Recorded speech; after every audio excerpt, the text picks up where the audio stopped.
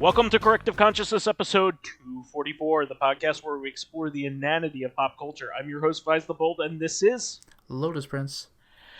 And we took it upon ourselves to do kind of a similar profile to the properties of the past that we really have explored and kind of talked about what they meant to us. But we wanted to do something similar for the Teenage Mutant Ninja Turtles because they were a big part of my life, at least growing up, and I was really reinvigorated by this new Shredder's Revenge game that was announced. I just thought it was so darn cool that they wanted to treat the property right in a familiar way. So I'm really looking forward to that, and I wanted to get your perspective on this because usually I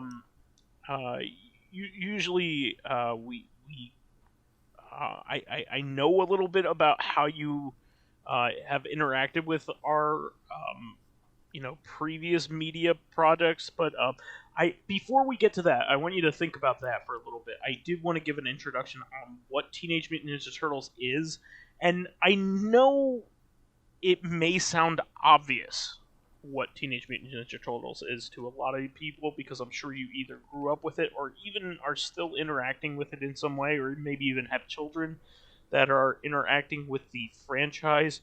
But it has origins that are maybe obscure to some people. So the name Teenage Mutant Ninja Turtles is supposed to be funny. I don't know if people realize that or not.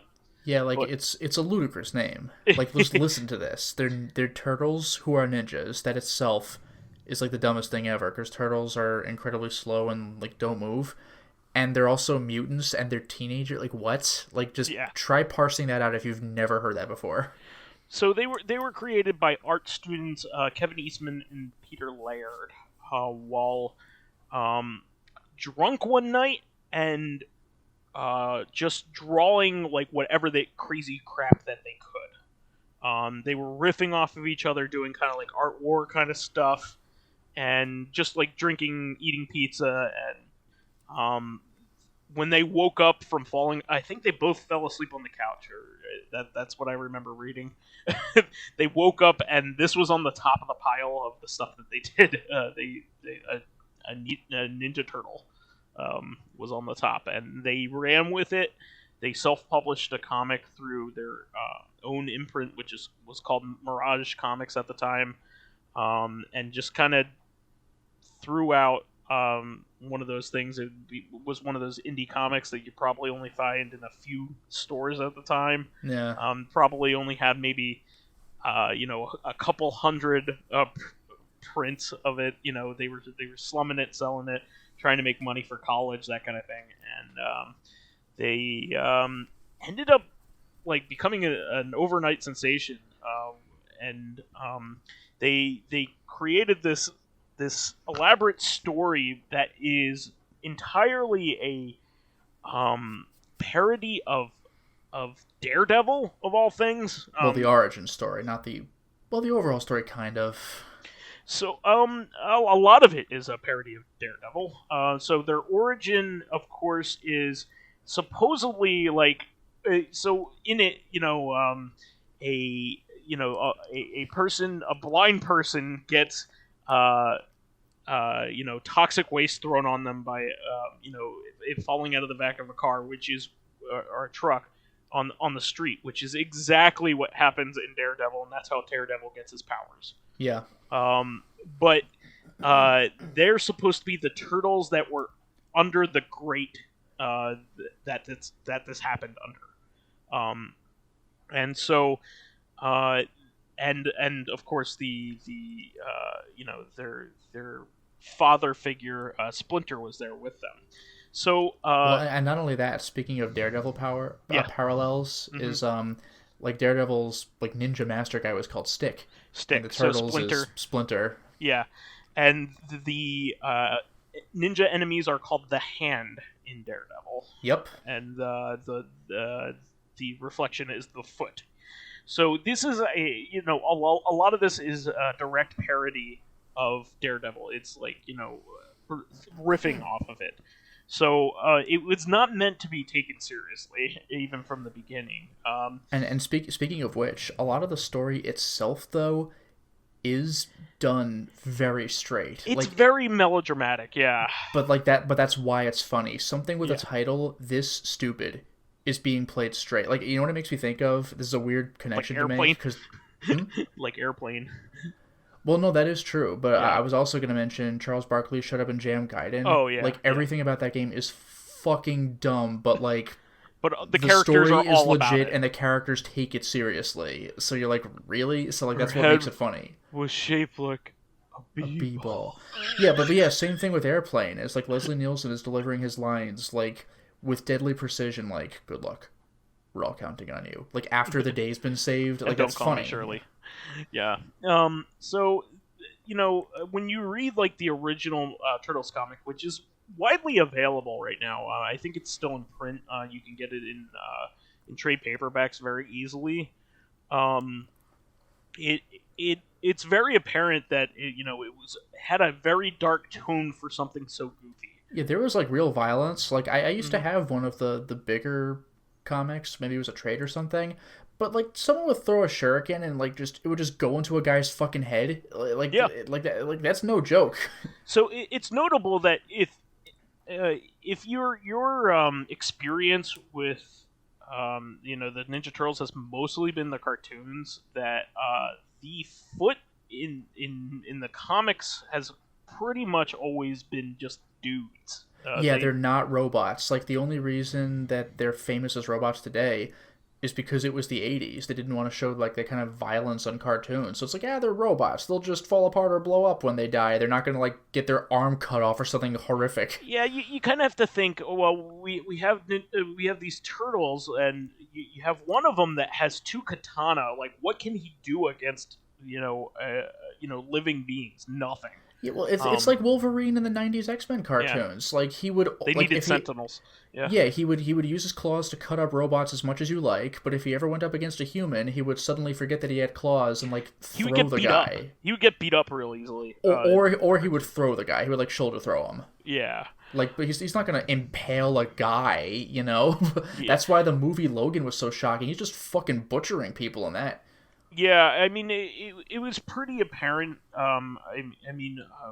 If you look back then, you had stuff like G.I. Joe, and G.I. Joe, is a reflection of a war that America, but participates it was in, and they blow up like vehicles or something. Yeah, they blow up. They also have cyborgs in that. Yeah, so... It's like old Dragon Ball Z. Like, they blow up a plane. Don't worry, I can see their parachute. Like, okay.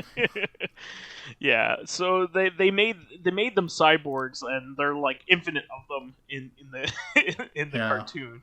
And in the video games too, because they just explode when you hit them. And they have like billions of them, and they're like all kinds of different colors. Yeah, but in OG Turtles, the Foot Clan were people, and that's what threw me when I first saw the live action movie. I'm like, why are they just guys in costumes? I mean, I guess they can't get robots for the live action movie, but like, no, it was more comic accurate. Yeah, and then of course they're the first bad guy they go up against is Shredder, and he looks like a pizza grater. He's called Shredder. Yeah.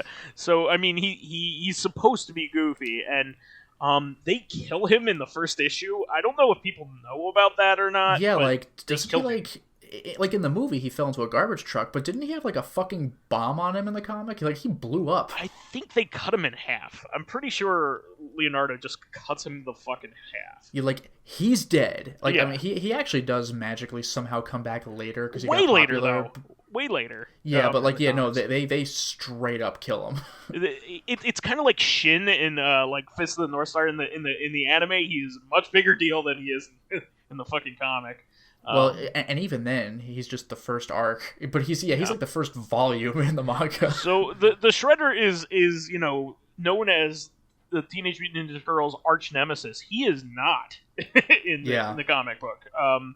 In fact, It gets to aliens surprisingly quickly. Yeah, it's mostly aliens. It's all kinds of different aliens, and Krang isn't a thing. Like Krang's Yeah, there's like a whole species, race of aliens that are like him, and they're not evil. And they're not evil. Yeah, Krang's species is in the comic, but they're good. Yeah, like I think aren't the bad guys like the Triceratons? Yeah, the most common bad guy in the comics and most frequent bad guy are like the Triceratops shaped aliens. Yeah, I used to have which one of the barely figures. show up in the show. Barely show up in the show. I think they one show of up them like might once have or even twice. been in the Genesis game, which is like ridiculous. They show up on the cover of the third NES game, but I don't even think they're. I don't in the believe game. they're in that. Yeah. Yeah, I don't even think they're in the game. They're just on the cover because they used like the comic art. Well, it's just like Yeah. the first NES game. It's like issue 24 or 25 or something, but like that's just the cover they used. Yep.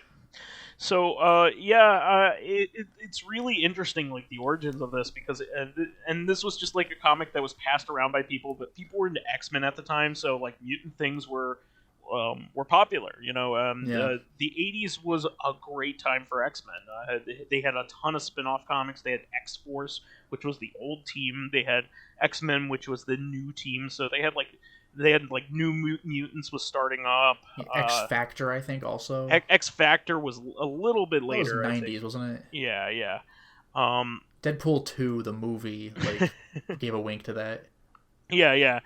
So yeah, there was some cool stuff involved in all that, but it was originally just supposed to be something goofy, and I think April O'Neil doesn't show up until issue 2. And she is not a reporter. She does not wear a yellow jumpsuit. She does not wear a yellow jumpsuit. I should also specify that this is a black and white comic. That's true, too. Yeah. And the turtles all wear red bandanas. I mean, again, you say it's black and white, but on the covers, it's red. They all have red. Yeah, it doesn't make sense. They're all, you know who they are by what weapon they hold. Yeah, that's why, like, on the NES, that first NES game, they all have the red bandanas, and you're like, what, really? But, like, that's the comic. That's actually the alternate cover. It's the reprint cover of issue 4. That's what it is? Okay. Teenage Mutant Ninja Turtles, yeah.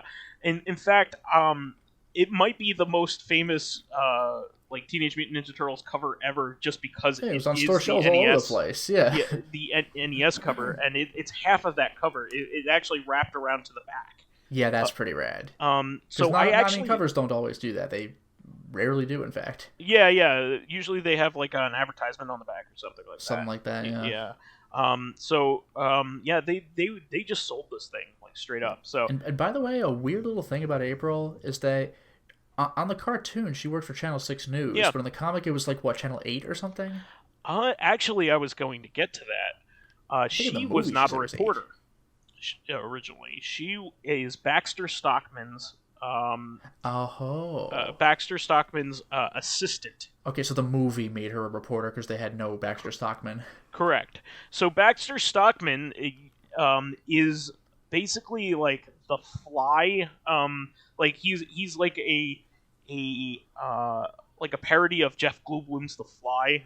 That's one thing I didn't realize at the time is, especially in the cartoon, because I know he's in the comic, but especially in the cartoon, they really lean into, like, stuff like that. Like, there are pizza monsters that look suspiciously similar to, like, the alien from Alien. Yeah. Like, there's the Fly. Like, there's stuff like that, which, like, a little kid wouldn't have seen fucking Cronenberg's The Fly, but like the parents would be like, oh, hey. Well, the funny thing is, in the comic, he is actually just a mad scientist who invents the mousers. Yes. So he is not the Fly that he is in the cartoon show. Well, even in the show, I think they have him as human like really early, but he becomes the Fly almost immediately. Yeah, but I don't think he becomes the Fly in the comics, if I remember right. Okay. And he's also African American, which they did not make him that in the. I think they did in the Michael Bay movie. It was like Tyler Perry, wasn't it? Yeah, they did it in the movie, but they didn't do it in the cartoon. Yeah, probably because they were like, oh, if we're gonna have a bad guy, let's just make him white. Yeah, whatever. But Tyler Perry, because like I remember, because of course I grew up with the cartoon, so I was like, Baxter Stockman's a black guy? Like, well, yeah, no, he is. Yeah. and you know what the funny thing is, since this was an independent comic, it took forever for the next issue to come out. It wasn't like like Spider-Man. You used to it coming out every single fucking month, and if you have like a big comic like Spider-Man, then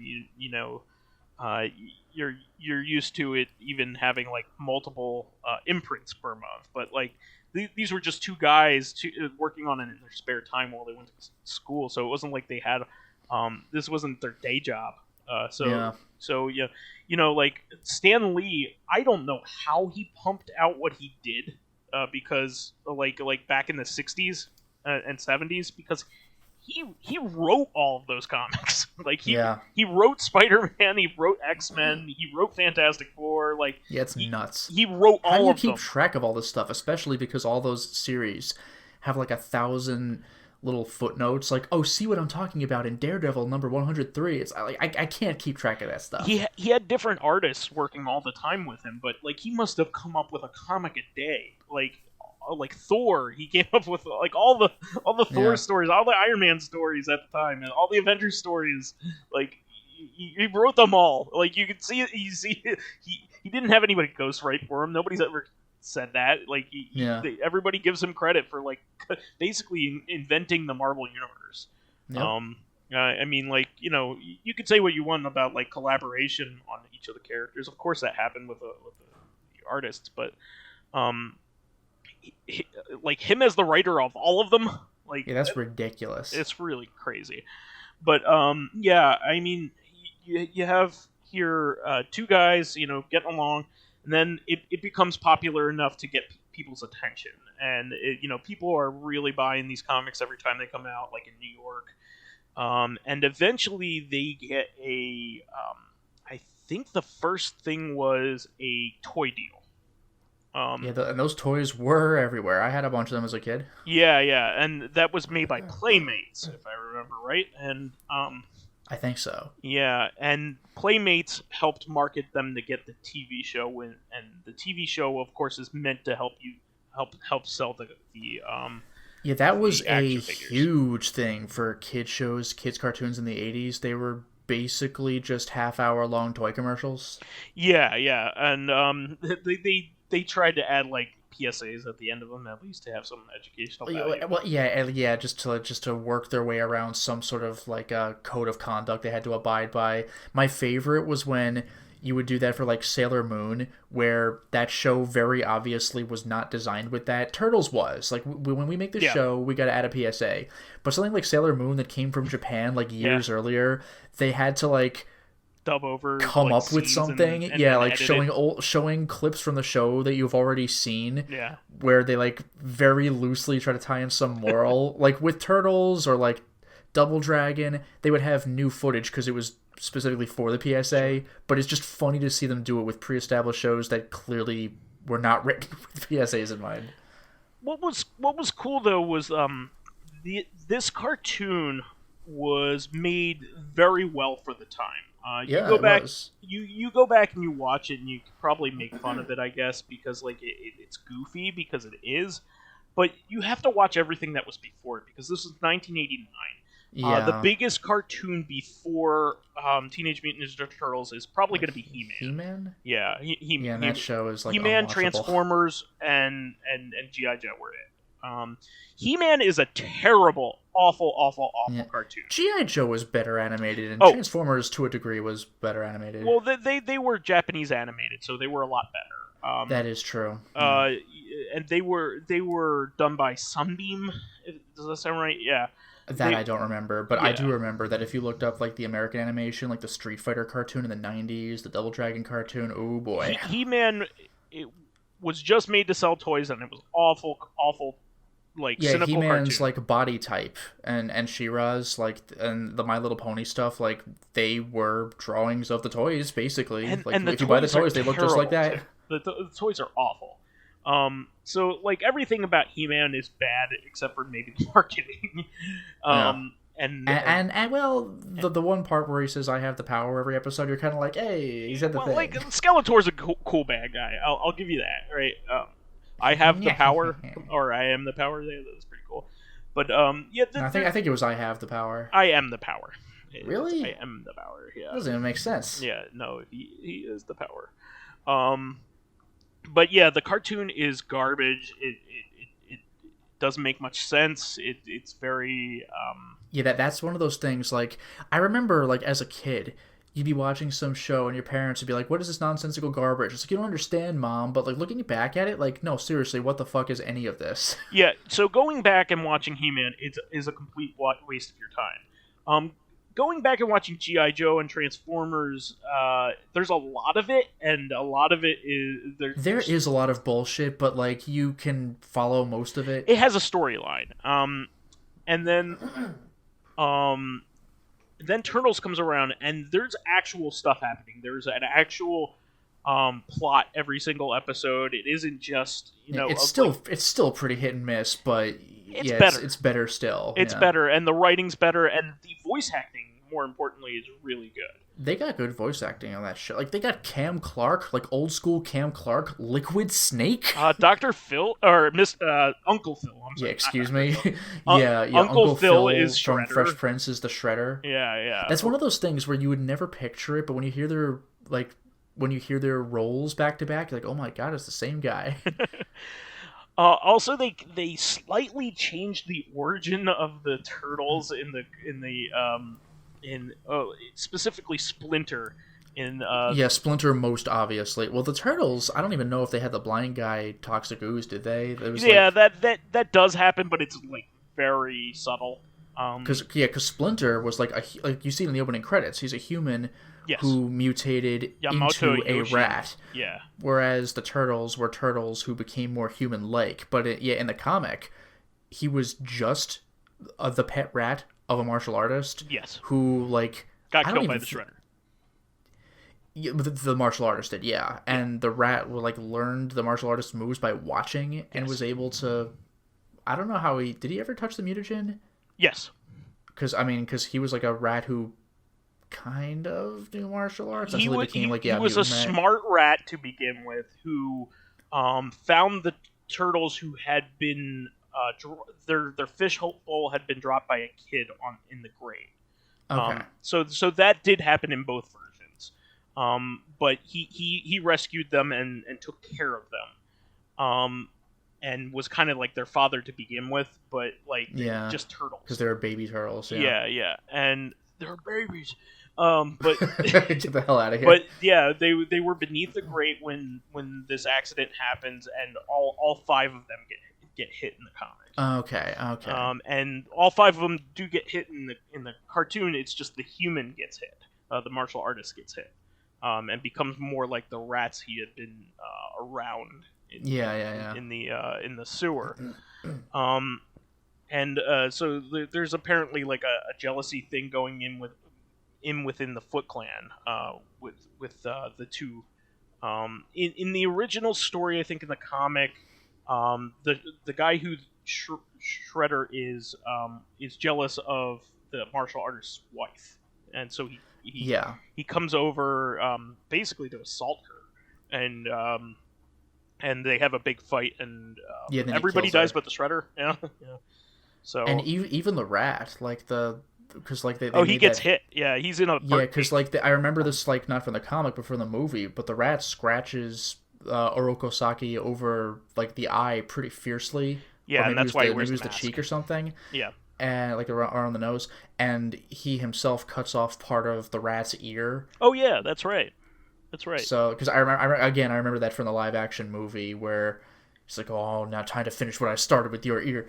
But yeah, so even the rat has a grudge against this martial artist, and the martial artist hates the pet rat. Who would have guessed that he became a martial artist of his own? Yeah. So it's kind of a revenge tale on everybody's end. In both versions, but they have since it depends on the version of it on whether Splinter was a human or a rat first. It always switches back and forth.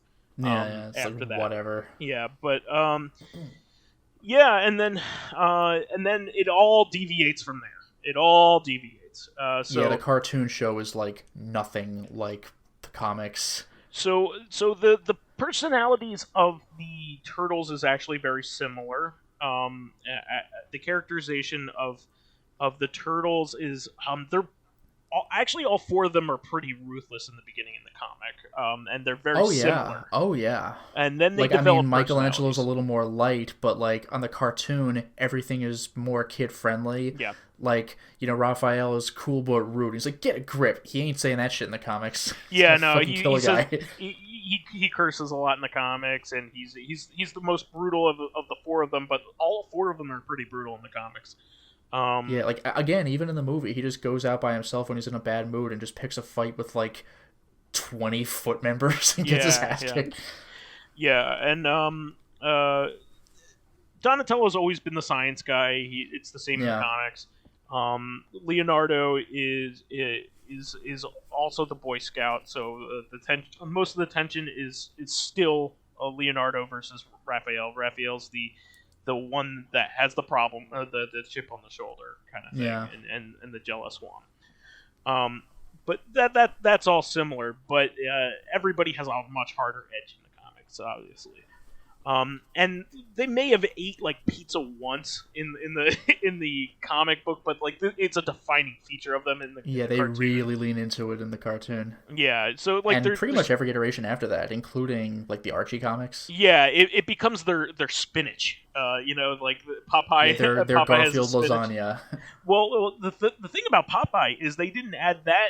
That used to be like a comic strip, and they didn't add the spinach thing until like the serials much later, Oh and wow. they added it to get kids to eat it. Yeah. It was one of those things.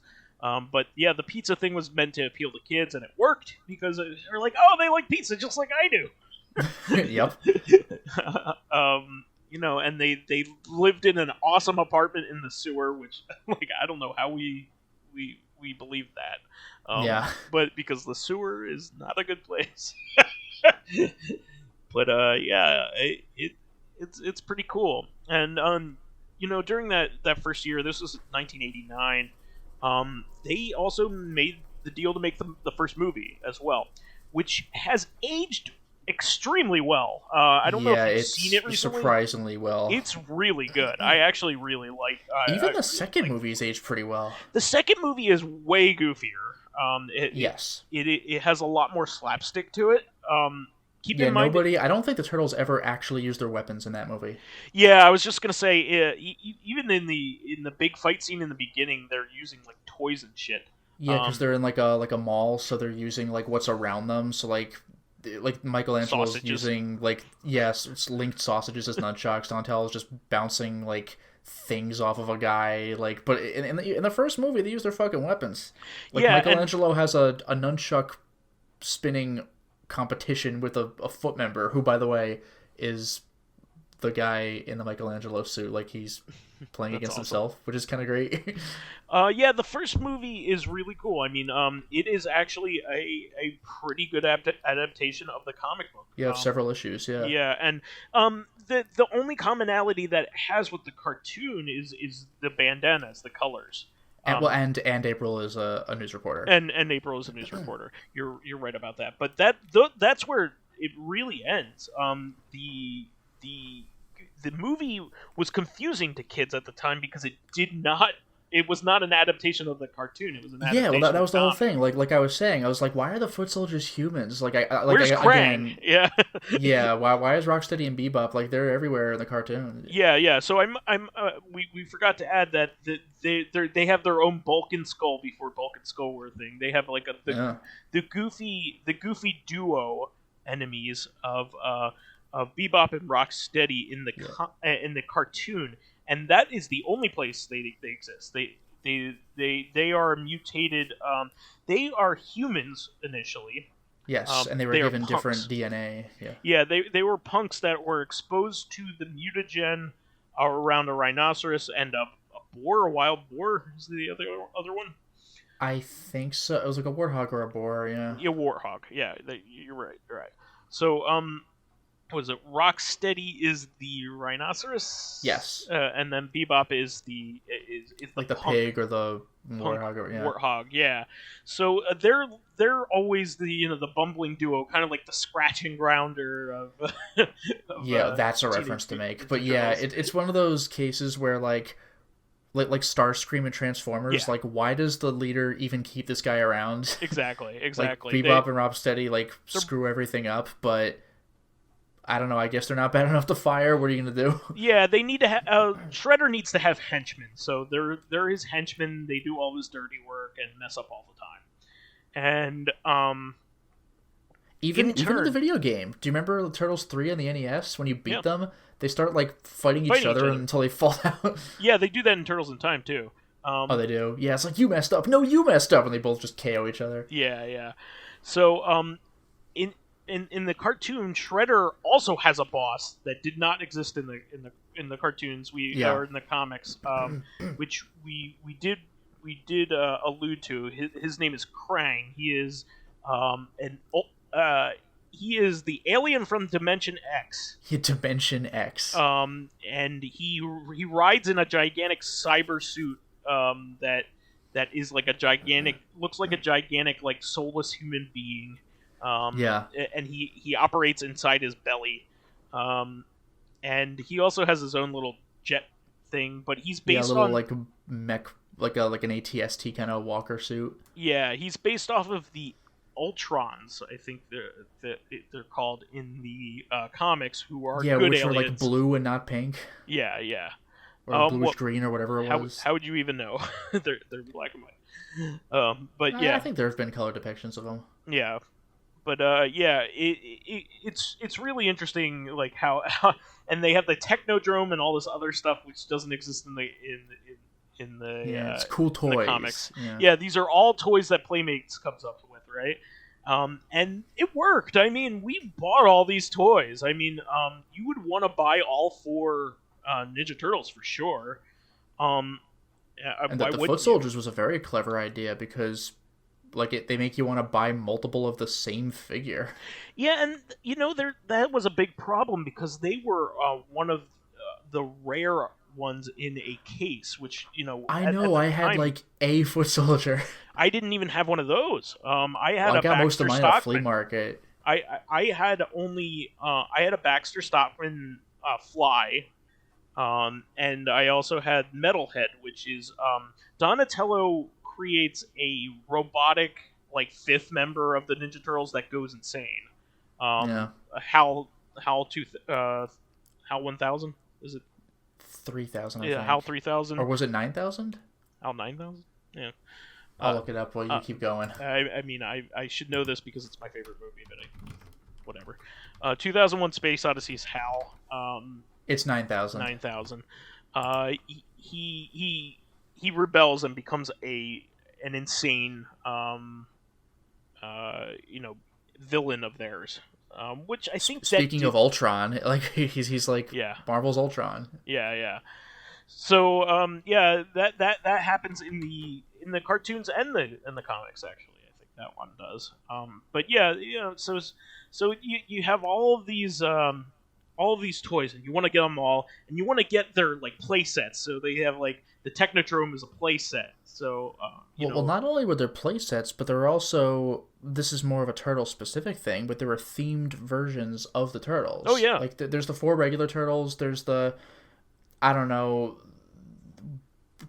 beach clothing wearing versions of each, or samurai versions of each, whatever, Yeah, and they would do all kinds of different themes too. Like they even have ones that like had speakers bolted on the back of them that would have like phrases that you could run through them.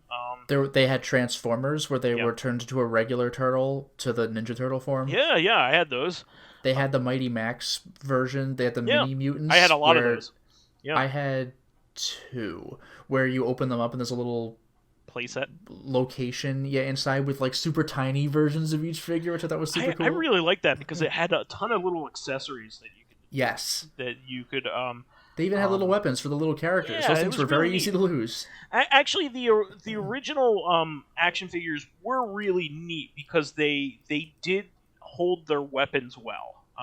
Yes, and they could also, this might sound obvious, but like they could stand up. Yeah. Because that was not a guarantee with figures back in the day. Yeah, they weren't super articulate. They didn't have knee joints. No. Like a lot of figures back in the day were like you hold them Mhm. and wave them around in the air. You didn't stand them up.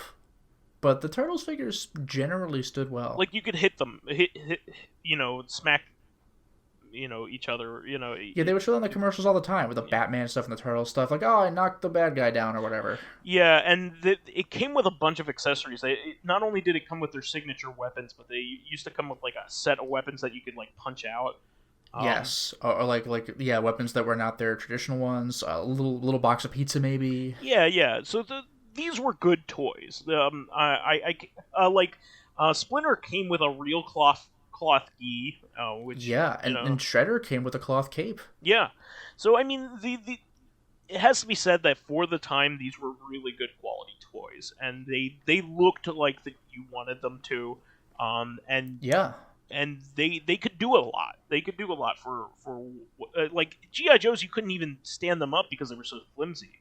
The mini GI Joes, the big ones, sure, but like the ones that were popular, with the rubber band inside, were so flimsy you could barely ever. It took a lot to stand them up. These were hefty. They had some weight to them. Like anybody from that era knows, like getting hit in the hand with one of them was just terrible. But yeah, they were really cool toys. You could even put on their bandanas too, if I remember right. That I don't remember. No, maybe I thought they were just part of the head. No, you could put on their belts. That's right. Oh, you're right. Yes, that was a thing. So yeah, they were a lot of fun, and the movie was really good and holds up well. It was well choreographed. Very good. It has good dialogue. Move over, Marvel. Like this is an old school quality comic book movie. It has good dialogue. It's a fun movie. It actually has some drama in it. Yeah, legitimately, the emotional moments actually felt real. It didn't feel like artificial, like, oh, well, this is supposed to be the emotional beat in the movie. Yeah. It actually resonated with the audience. The foot soldiers are human in it, so there are actual stakes. Yeah, and like they even have lives too. Like one of the bigger arcs in the movie is about a guy considering joining the Foot, and it's like, dude, this is a gang. Like you're gonna become fucked up. Like that was like, who would have thought that perspective would have been a thing? Like the thugs in the movie, like the henchmen of the villain, are like people with lives. Yeah, and Casey Jones, their frequent friend in the comics. Speaking of 80s and 70s horror references, he's like a comical take on Jason Voorhees with a hockey mask. Yeah, he has a hockey mask, but to go along with it, he fights with hockey sticks. Yeah, an actual hockey. Yeah, he beats your ass. He doesn't murder you with a knife. He has a hockey stick, or maybe a cricket bat. Yeah, I was gonna say you got to know what a crumpet is if you want to talk about cricket. Well, the cool gimmick about him is not only does he fight with a hockey stick, but he has a golf bag that has all kinds of like sticks from sports. So he has he has golf clubs in there. He finished his tattoo with a golf club. Yeah, he has cricket bat in there famously. I think he even has like a field hockey oh really thing in there. Yeah, he has like a whole bunch of stuff in there. Nice. But he really takes that theme and runs with it. Yeah. And I just love that really both cool. In the movie when he and Raphael first meet each other, they're both pointing out how weird the other is. Yeah, and it's great. And like you're a turtle in a fucking trench coat. Like you're a weird guy with hockey equipment who wants to pick fights in the what? and you have a cricket bat. Like what the hell? Jose Canseco bat. Tell me you didn't pay for that. And he had just come out of Critters 4 or something that. that. Really? Yeah, that's the movie that Raphael had gone in to watch. He's like, where did they write funny. this shit? Yeah, something like that. Yeah, and Critters was a real franchise, I think. And there really was a Critters 4. Yeah, and this was put out by New Line Cinema, which is the production company that Freddy made. They did Critters. So yeah, they were basically shilling for their own. Yeah, so that's funny because like it made it like you'd think it'd be a parody thing. Critters 4, there's no way they'll ever make 4 of them, but like no, that was a legitimate, unironic nod to their own proper. Yeah. Because it makes me think of one of my favorite jokes in the movie Kick-Ass was when he meets the dork kid of the villain, who would later become Red Mist, but he catches him in the movie theater, and the marquee on the movie theater says The Spirit 3, and that was a joke, because that's really fucking funny. Like, that will never happen. Not only does it have a sequel, it has 2. Yeah, that was funny as hell. So, like, I saw Critters 4, and it's like, that's funny. Like, no, there was a go watch Critters 4, please. Like, well, okay. New Line Cinema, when I was a kid, put out like a lot of cool shit. Yeah. So like, but a lot of people forget that before Friday the 13th, they were like a nothing company, and they put out a lot of B movies, and you know, Friday the 13th is a legitimate good movie. And most of the Friday the 13th are actually pretty good. I actually that's the thing. Like, if you know what you're going into, you're gonna love them, because like they know what they are. We're schlock. What? Like, that's their whole thing. You know what this is. But just they're watch really it. creative with it, like the dream environments and all that stuff. It's really neat. The special effects. Well, now you're talking Nightmare on Elm Street. Yeah. Because Friday the 13th is just killing kids in the woods every single movie. Friday the 13th is a different company. I'm sorry. Okay, no. The Nightmare on Elm Street movies, most of those are legitimately good. Some of them turn into stupid camp, but they still get away with being creative in their kills because you could do anything in a dream environment. Yeah, 2's the weirdest one. Stay away from 2. Yeah. 1's an actual horror movie, but the rest become very creative kill slasher movies. Yeah. But I do like what happens by the third and fourth one. They get like superpowers because of their dreams. That was the third one. I love that one. Yeah, the Dream Warriors. Is that yes, one? Yeah. That's the third. That's very good. That one's a lot of fun. But yeah, like New Line Cinema. Welcome to prime time, bitch. New Line Cinema had Suburban Commando at the time, which is exciting for me to see. I was frozen today. Yeah, the best movie ever made. I've never seen it. Yeah, neither have I. I just you know how I know it, because it had the trailer for it before Take a seat. Ninja Turtles. Yeah. I said take a seat. Funny, very funny. Christopher Lloyd. That was Turtles 2, which I think it was Turtles 2, right? Yeah. There was a preview before Turtles 2. Yeah. So I think we should wrap up our current discussion of it, because we haven't even gotten out of the first adaptation, like the movie and the cartoon. Like, there's way more after this. There's way Not more. That I'm as familiar with it. Also, I want to talk about like how you remember it, and how you kind of were introduced to it, that kind of thing. So our personal touches, and we'll go over. We could do that next time. We could call it Teenage Mutant Ninja Turtles 2: The Secret of Corrective Consciousness. Yeah, so we'll have to pick up next week. But could we please move on to fan stuff? Yeah, we have 2 comments here. So one is by School Filmer.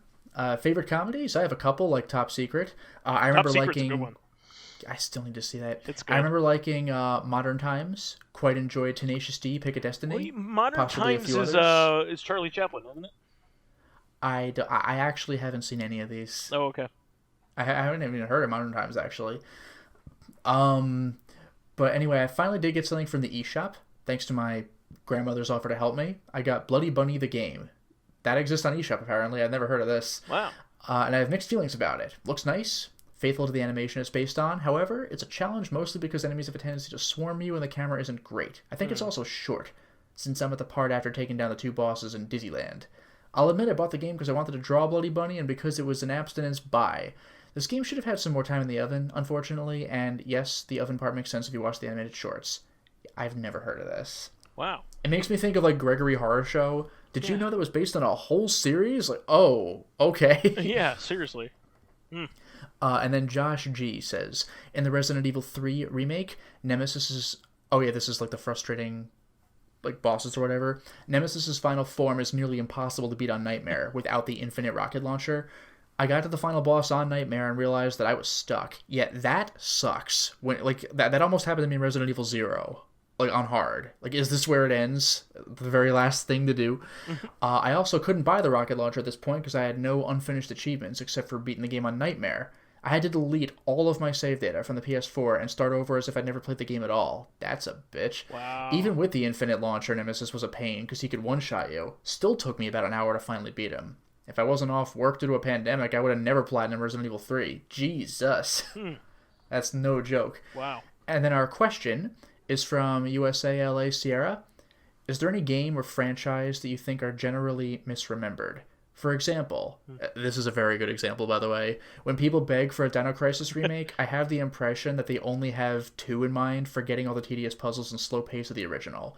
Yeah, actually, I had seen, I think it might have been like a Matt McMuscles video, or no, it was like a. I think no, everybody forgets the second one. Actually, I think they're all Well, yeah, thinking but the first one. no, I saw a Stop Skeletons from Fighting video. Yeah. That where the opening was what you remember about Dino Crisis, and it was all these clips of like Resident Evil with dinosaurs. Yeah. You're like fighting the dinosaurs with a gun. Oh, it's so tense, and it's like what you forgot about the game, and it was like 1,000 like 3D slow paced manipulative like turn the pipes and arrange them.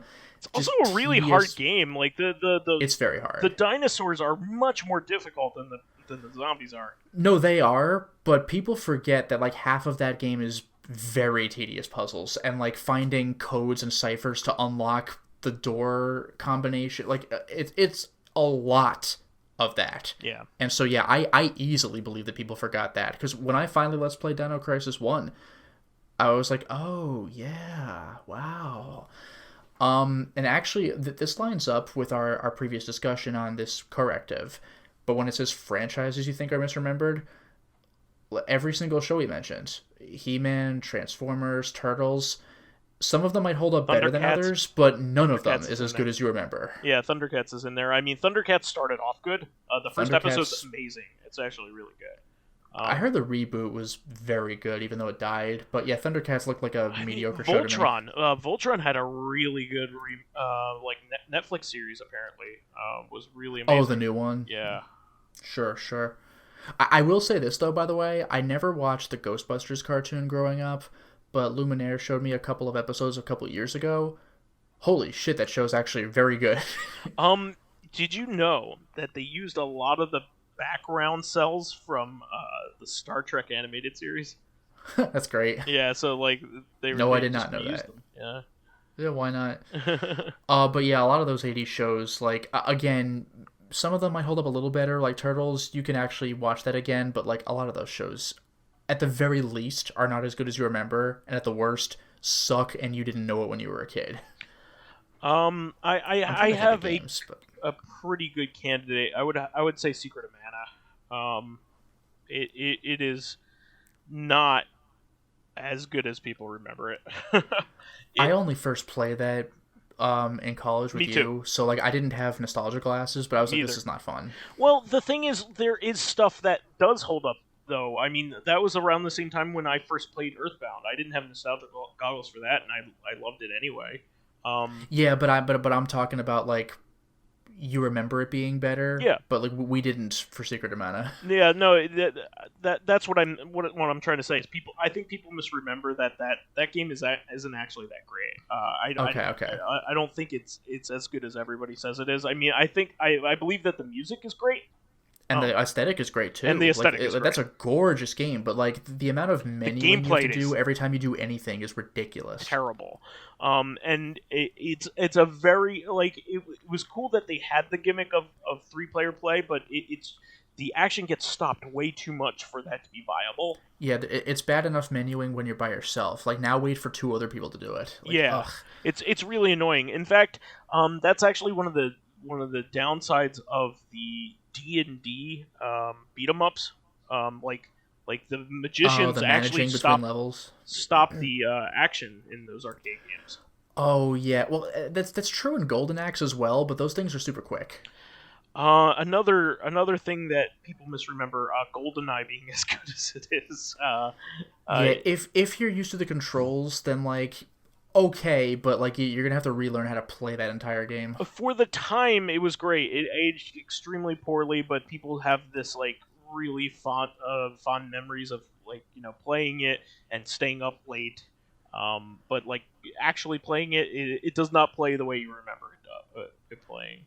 For sure. Actually, you know what? This one might be a bit controversial, but in my opinion, the old Konami Simpsons arcade game, I think it's like okay. Yeah, I mean, their arcade beat 'em ups believe it or not, are more style over substance. I mean, I still love the X-Men game, honestly, Yeah. even though it's like stupid hard. Like, but like the Simpsons, I just okay, I'm punching some more. Like, I don't know. Yeah, I mean the beat 'em up. I mean even the Turtles games have their limitations. They're very quarter gobbly. Yeah, Um, and honestly though, like, and this might bother you, but like when you first, or I think I first tried it with you, mhm. maybe, but like Castle Crashers, like Oh, I love that game.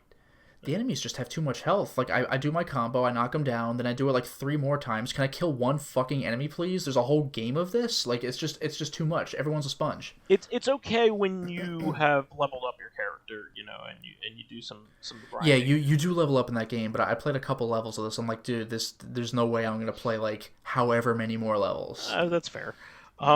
Another one is Dead Rising, the original Dead Rising.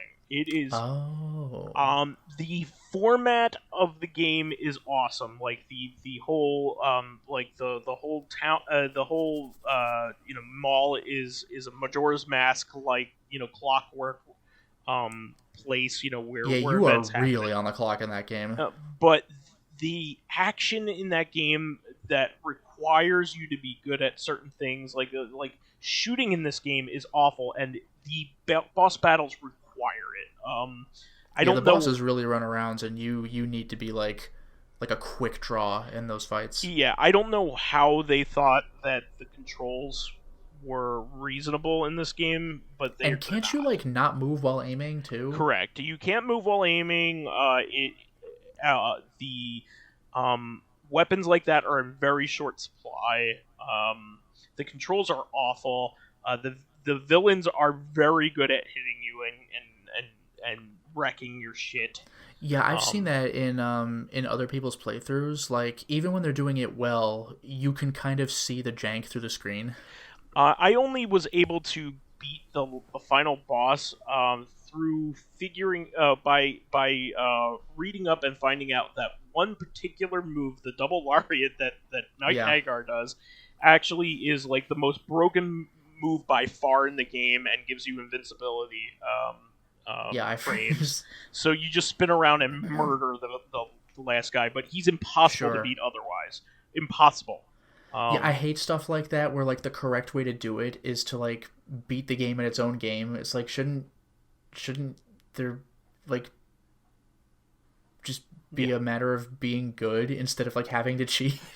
So like, but the structure is great. I mean, it has this like almost like roguelike structure where you Yeah, have a kind of. progression. You level up.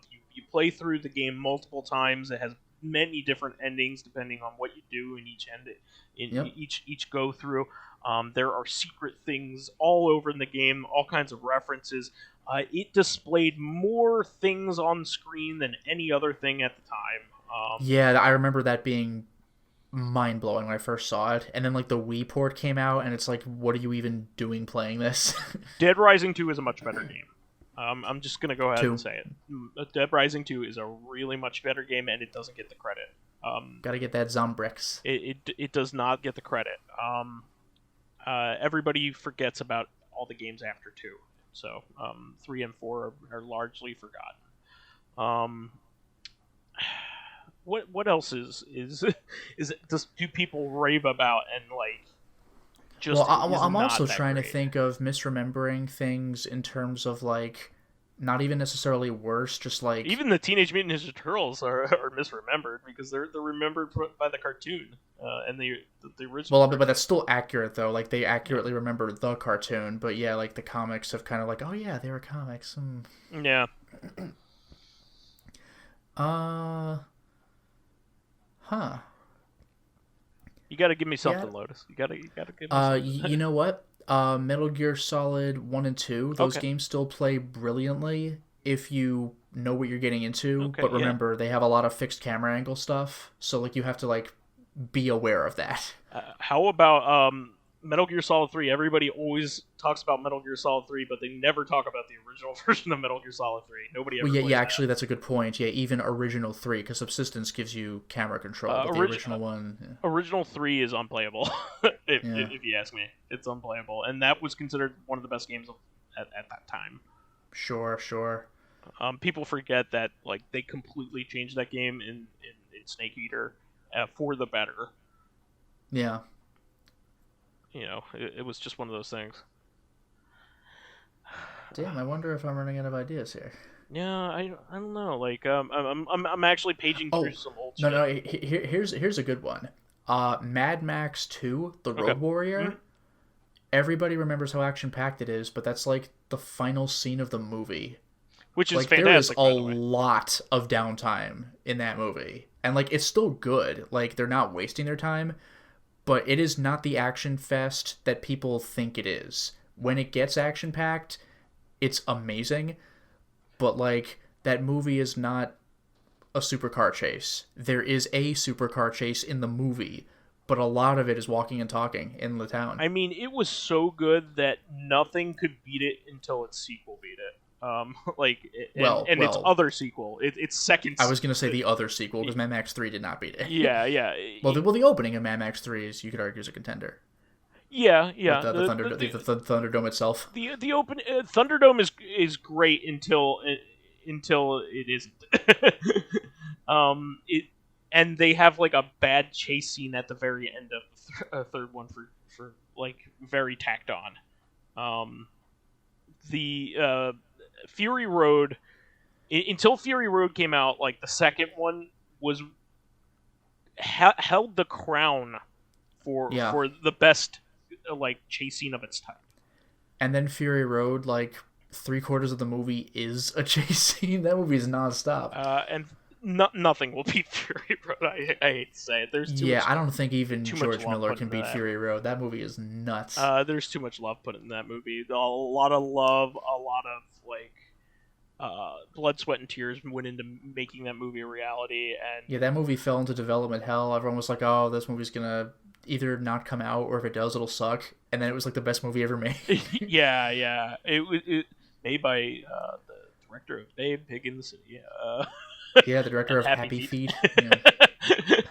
Damn, George Miller, man.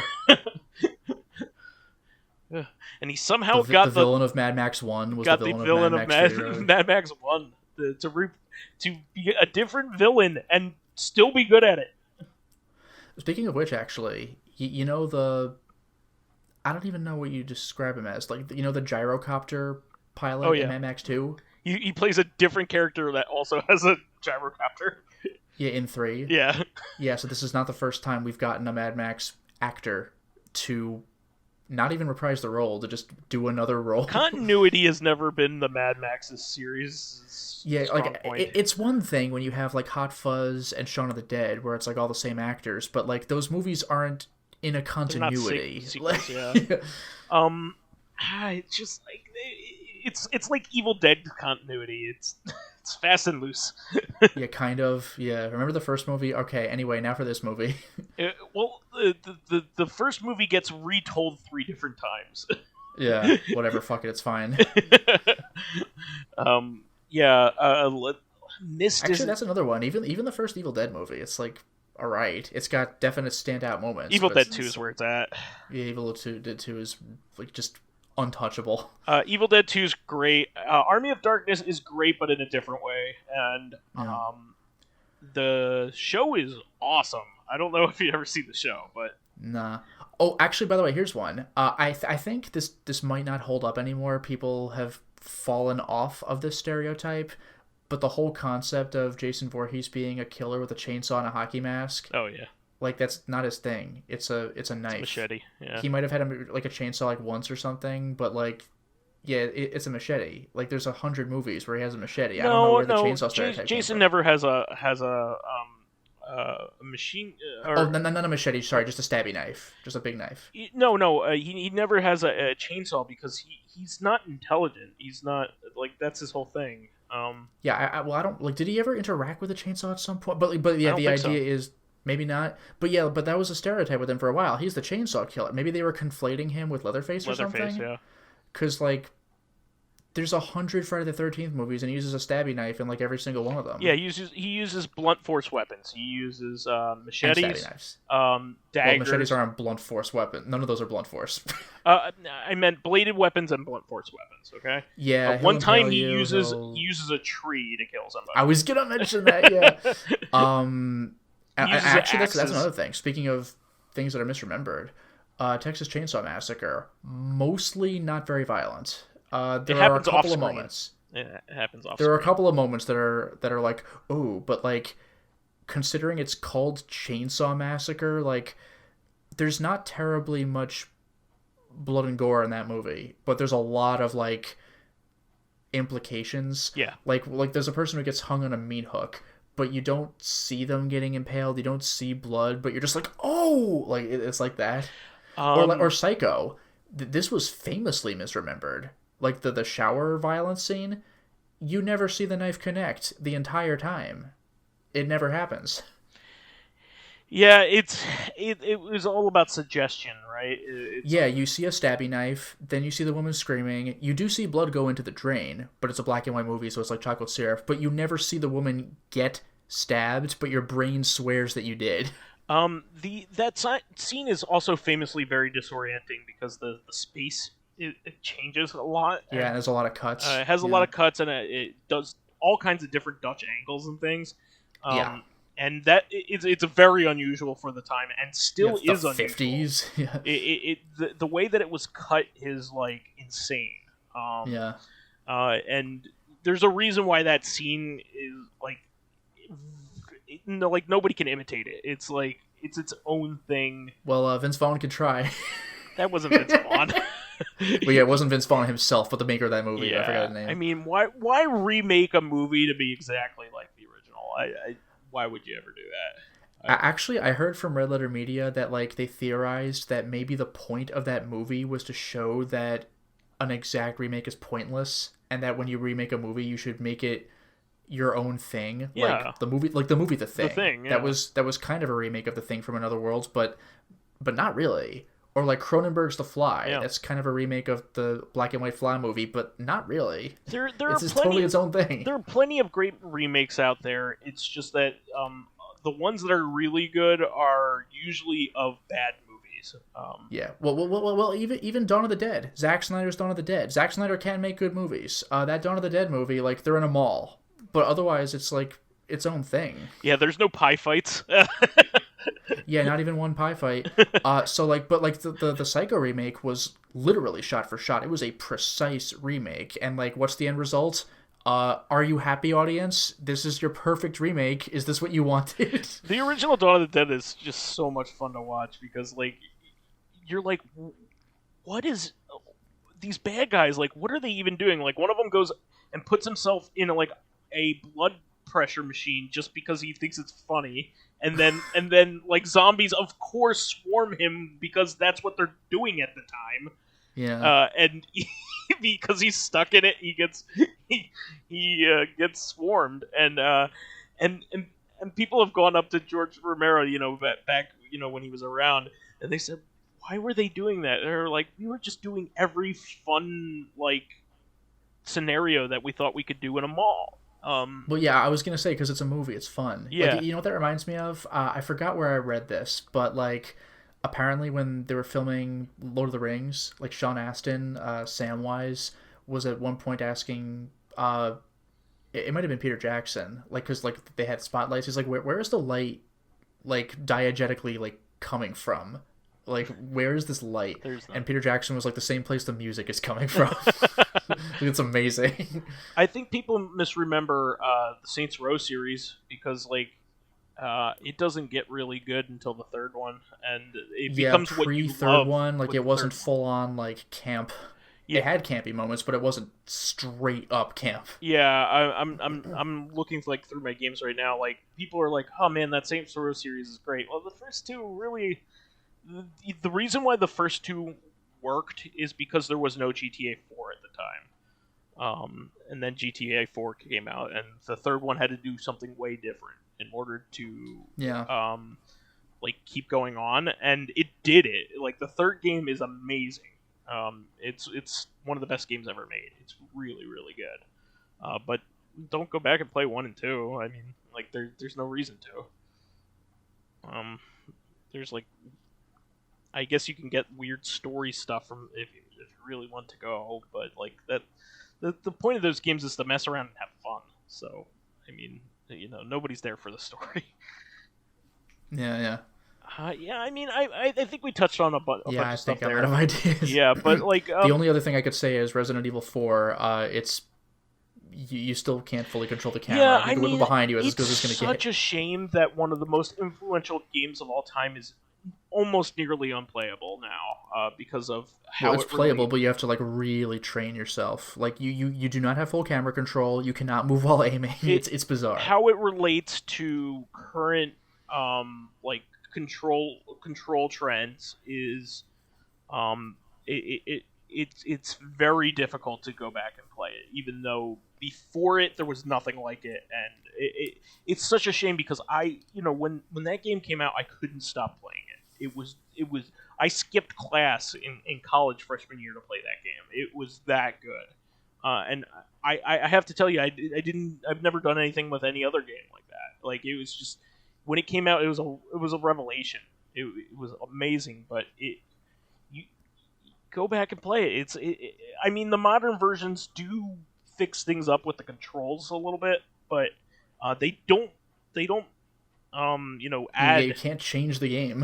they don't add strafing, which is it desperately needs. But if it did have it, it would need to rework the entire game.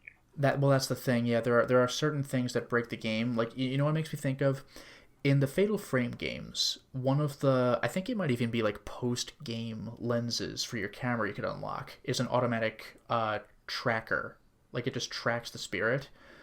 For some fucking reason, in Fatal Frame 4, you can just, by default, just lock on to a spirit. Like, and you're like, oh, I guess the entire game is going to be easy then. It's just really weird, because you aim with your Wiimote. So you're like, oh, okay, normally I have to play the entire game to be able to do this, but I guess I could just do it now? Fine, bye. Yeah. I think we did pretty good here, though. Yeah. So I think we should do our outro and wrap it up for tonight. So that is the show for this week. We want to thank everybody who contributed questions and comments. Lately, you guys have been so good at this. You've been really good. Speaking of, we have 2 questions left. Yeah, so we do need more, but you have been really good at contributing lately. Please keep us supplied with awesome topics by submitting questions over via the YouTube and SoundCloud pages. While there, please give us thumbs ups, likes, and 5-star ratings on iTunes. If it helps promote and spread awareness of the show, and any bit of encouragement helps keep the show going. You can also catch us on Tuesdays for our sister podcast, Corrective Consciousness, the in-depth look at this week in our lives. Finally, you can friend me as vysethebold on pretty much everything. And you could follow me on my YouTube channel at Lotus Prince. Hit me up on Twitter at Lotus Prince. And finally, if you are interested in seeing my videos early, like Dark Souls 3, baby. Hell yeah. Getting in on exclusive live streams. OG Armored Core, it's FromSoft all the way down. Hell yeah. Selecting upcoming games for me to Let's Play, or getting in conversations with me and other patrons on Discord, then perhaps consider swinging by my Patreon account, which can be found at patreon.com/LotusPrince. All right, thank you, everybody. We'll catch you next week. Until next time, everyone. Bye-bye.